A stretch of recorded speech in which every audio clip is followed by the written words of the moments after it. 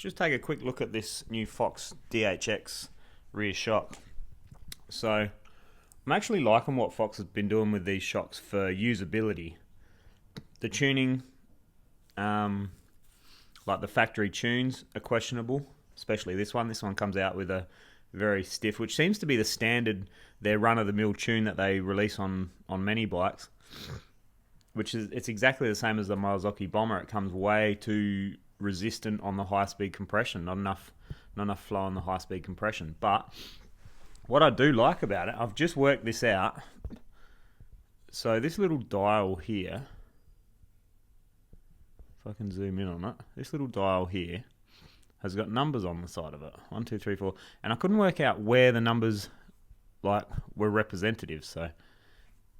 But now I know this little notch here, this little triangle, this point, points to how many clicks you are from closed. So and the number 5 represents 5 clicks from closed. So if I close this, if I open it all the way up, so that's fully open on the compression, anti-clockwise, we're 10 clicks from closed, and it has 10 clicks completely. 9 clicks, 8 clicks, 7 clicks, 6, 5, 4, 3, 2, 1. Fully open. So that's impressive. I like that. Now that I know where the reference is. Rebound dial, you can get to it. It's a little bit fiddly, and the clicks are very, very fine. Not fine, like you can tell them, but they're very close together. This spring preload. Now, the difference between a full turn on this, so these are about, it's probably a couple of millimeters for a full turn, whereas on the old Fox shocks, the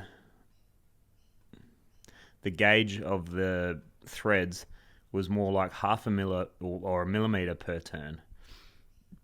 So a full turn on this is at least twice as much preload as a full turn on the old shocks.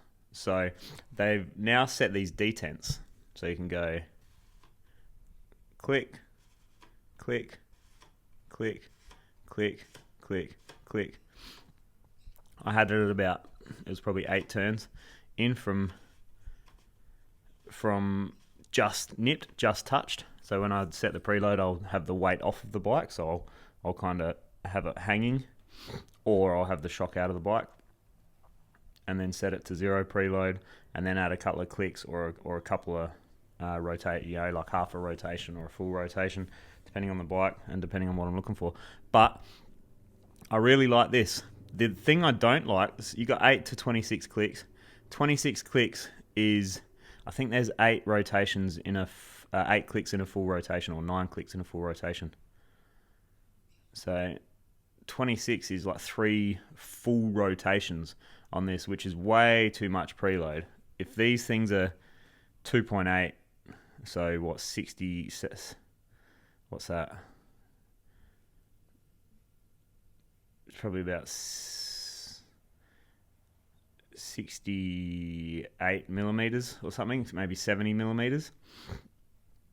Now, if you compress this 5 millimeters or 6 millimeters, if it's 70 millimeters of free stroke, if you compress this 6 millimeters down to 64 millimeters of free stroke, that extra millimeter, this needs, on a 65 mil stroke frame, this needs 65 millimeters of free compression.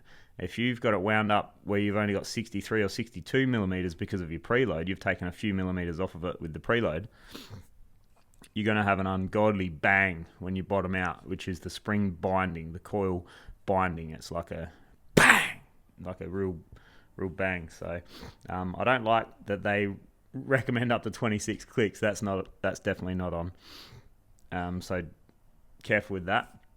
For me, it would be 4. The usable range for these shocks would be 4 to 15. 4 to 16 maybe. Maximum 16 clicks.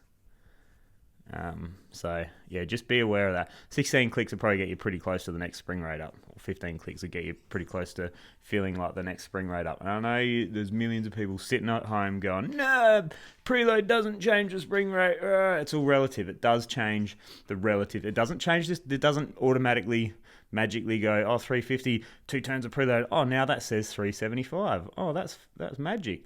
No, it just does the relative support. So it makes the spring stiffer. And if all the theory in the world won't convince you of that, just try it and you'll see what I'm talking about. Raises the ride height, increases the resistance to use travel. If you're already, we're going down deep dive now. If you're light on the spring with no preload, like you're just too heavy, but you're not heavy enough for the next spring up, and you don't add preload, it's going to be garbage. It's going to be clapping off the bottom. You're going to be too deep in the travel. It's going to be soggy and rubbish. So you add a turn of preload or a few clicks of preload, and you get yourself to a point where you've got enough support and enough support throughout the travel, and you don't lose small bump sensitivity. If anything, you gain it because you're getting in a more optimal sag position and a more optimal spring rate for yourself, a spring resistance to hold yourself up. So yeah, I could go way deeper on that, but I've done it before. I like these shocks. I like this, but I did have a DHX2 where this was almost impossible to turn. It was getting caught on every edge of these little spacings. So potential to be defective, but great when it works. Great. I love it when it works well. So well done, Fox, on that. And nice little touch with the dial and the indicator and the numbers, so you always know where you are. And then you go to the other side and you got the climb switch, which is super simple, on and off. Very easy and very noticeable. But that's it. That's the FOX DHX. Well done, Fox, but sort out your high speed. You don't need so much high speed compression because you can't tune around them. Unless it's an adjustable high speed compression, leave them a little softer, a little more flow.